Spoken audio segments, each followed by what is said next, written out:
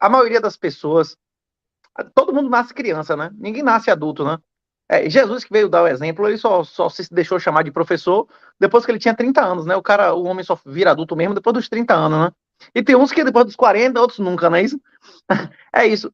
A gente vive numa sociedade que infantiliza, pô. Você vê nesses canais do YouTube a linguagem infantilizada, que é para o cara ser tratado como um mongoloide, como uma criança. A política oficial agora é que ninguém pode ser psicologicamente ofendido. É que você está tratando com uma criança de 2, 3 anos, né? O Estado trata as pessoas como mongoloides. Imagine como é que você vive em um Estado que o governo não tem que dar satisfação a você de onde vai o dinheiro que você pagou imposto, agora você tem que declarar todos os impostos, todo o seu patrimônio para o governo. Cadê a sua privacidade? Você não tem direito a privacidade nenhum, não é isso? Você é um escravo, né? Você tem menos direito. Inclusive, os caras ainda vêm com a discussão hipócrita, né? Que o Estado existe para servir as pessoas, né? O Estado existe para servir as pessoas, por que ele tem gastos secretos e eu não tenho? Eu não posso ter patrimônio secreto, eu não posso ter lucro secreto. Meu imposto de renda eu tenho que declarar tudo, meu patrimônio eu tenho que declarar tudo, não é isso? Enquanto existir imposto de renda, são as pessoas que servem ao Estado, e não o Estado serve as pessoas, não é isso? Eles servem para a gente, mas só que eles têm o monopólio da violência, né? O monopólio do confisco, da liberdade, enfim. Renatão, deixa eu contar, 10 anos atrás, estava eu na casa de uma prima de minha esposa, em Dias Dávila, aí o tio Bicho deve estar aí na live ouvindo.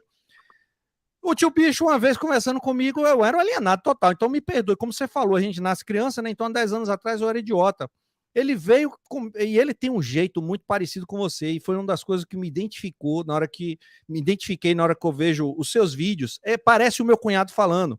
Ele dá esses freios de arrumação na galera, que às vezes a pessoa precisa realmente de um saculejo para poder acordar para a vida e entender o que está acontecendo, né? Para você sair desse mundo alienado aí que muita gente acha que no mundo fantástico de Bob, acreditando que investir em reais é uma esperança para o futuro. É como se não, eu boto aqui meu dinheiro, ele rendendo todo ano, ele está me gerando ali, sei lá, 13%, 15% ao ano. Olha que boa, daqui a 20 anos eu vou ter quanto, Renatão? Pense aí.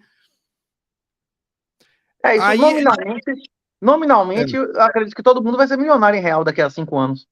Um salário mínimo. Todo mundo, qualquer um que tiver um carro usado, vai ser milionário em real daqui a 5 anos, né? Vai ser. É isso. E aí a questão é que a galera não compreende que faltam menos de 90 dias para acabar o plano real.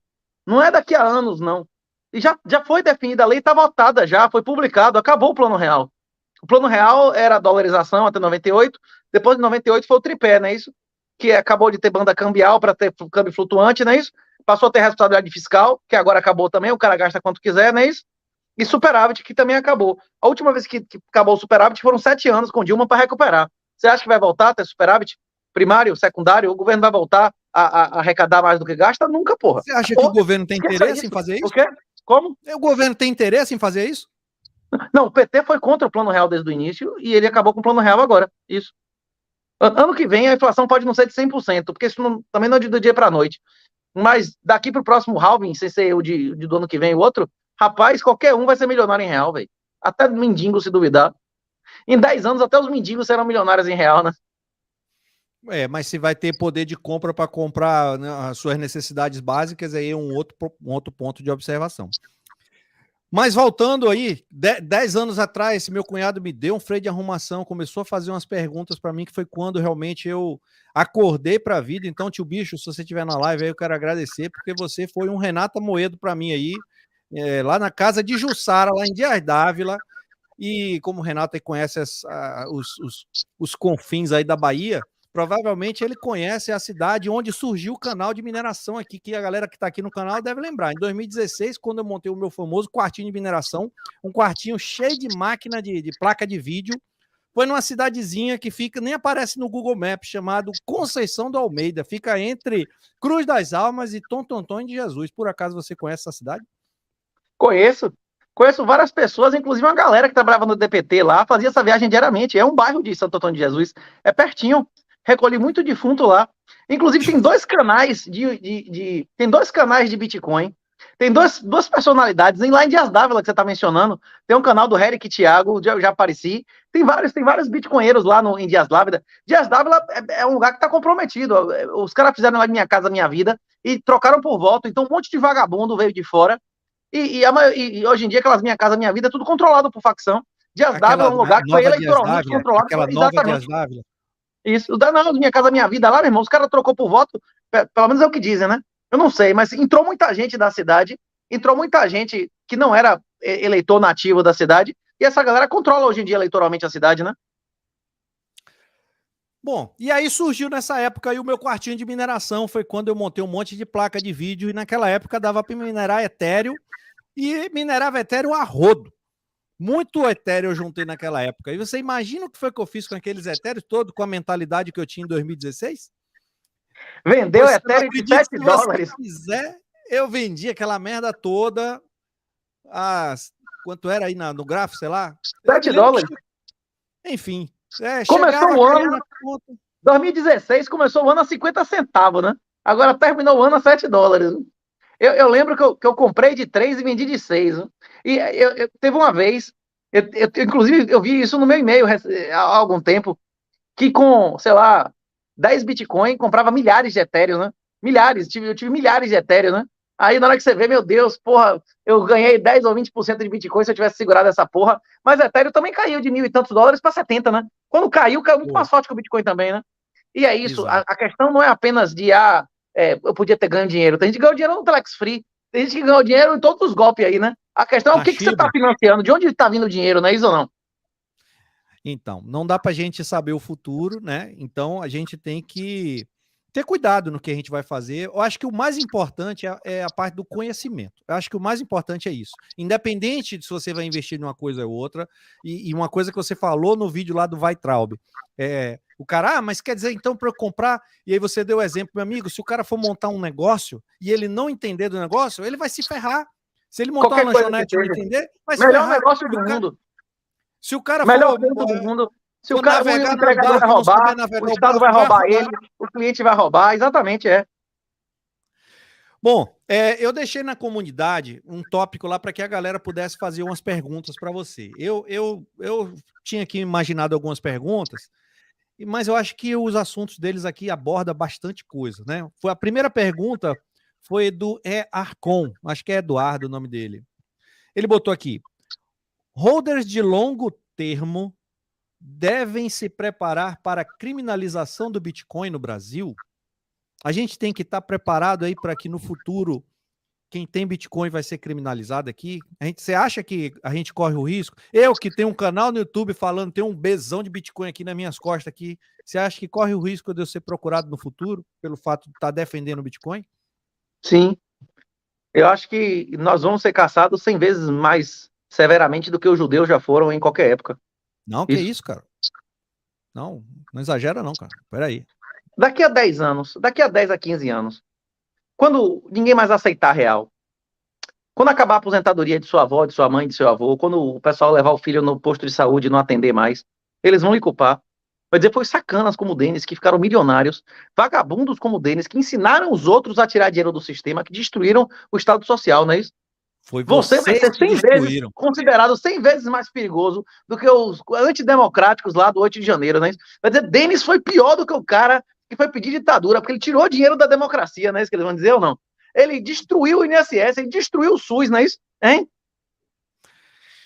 Rapaz, eu não esperava essa resposta, não. Achei que ia ser mais suave, mas... Mas vem cá, se você não soubesse o que é Bitcoin, o que é criptomoeda, e sua mãe não recebesse, seu pai não recebesse mais aposentadoria, e não existisse mais SUS, você ia ficar feliz com isso? Hein? Ia ficar puto da vida, obviamente. E se eu não tivesse conhecimento de como as coisas funcionam, obviamente, eu ia culpar o DN de fato. Os perdedores nunca assumem responsabilidade, aquele monólogo lá do... Aquele esporro lá que o Rock 5 dá no filho, não é isso? Os perdedores culpam a sombra. Os perdedores culpam os judeus, não é isso? Os perdedores, o teste de Israel teste que chama, né? Os perdedores culpam a religião do outro. Os perdedores culpam o Lula lá, não culpa a miséria do mundo nos loiros de olhos azuis, não é isso? Pois é, os perdedores, os vagabundos, os perdedores nunca têm culpa. É sempre alguém que perseguiu eles, é sempre alguma raça, é sempre alguma... Não é isso? Hein? É isso mesmo. Mas, assim, eu tenho esperança de que a gente vai ter mais pessoas educadas para poder, né, educadas assim na questão do conhecimento sobre Bitcoin, para que ou tentem amenizar esse sentimento que possa ter de Eu pessoas. acho que a minoria vai se educar. Até porque a minoria. Foi o que você falou, tem um vídeo excelente de como é que fica rico, né? Você dizia que riqueza é uma questão relativa, né? Porque hoje em dia o mendigo de rua é mais rico do que os imperadores de 200 anos atrás, que não tinha antibiótico, tinha escabiose, tinha hemorroida, não tinha Hoje a tratamento gente nenhum tem para. acesso a tudo. Imagine, bicho, você viver numa época que você tem sífilis, gonorreia, hemorroida, bicho geográfico, nenhum remédio. Hoje em dia o mendigo chega no posto, meu irmão, fica tudo beleza, tem corticoide, tem antibiótico, tudo de graça. Rapaz, bicho geográfico, cara, rapaz, você.